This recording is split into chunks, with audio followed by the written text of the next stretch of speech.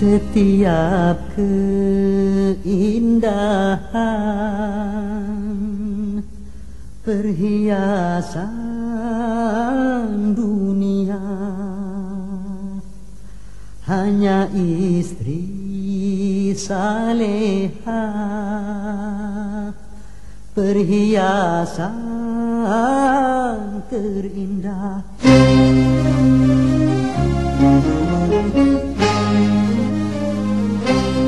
Setiap keindahan yang tampak oleh mata, itulah perhiasan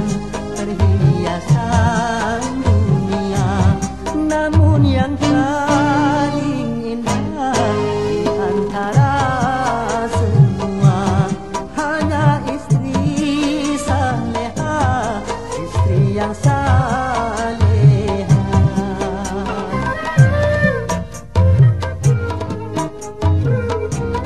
setiap keindahan perhiasan dunia, hanya istri saleha perhiasan terindah.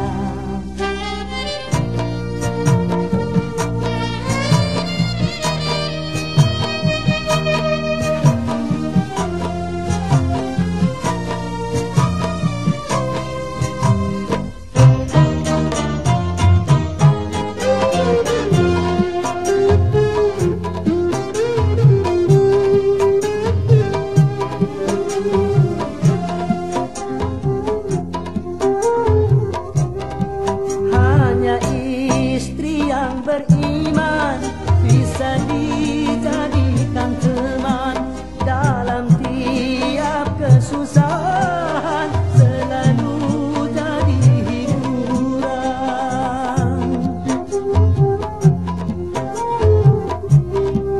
Hanya istri yang saleha, yang punya cinta sejati, yang akan tetap setia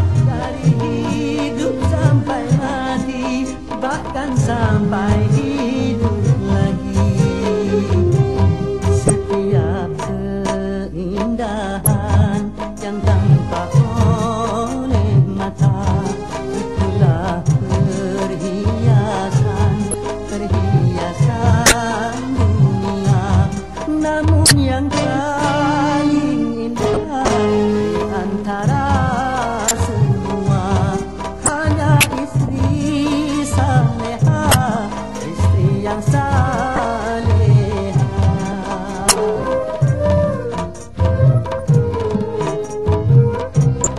Setiap keindahan perhiasan dunia, hanya istri saleha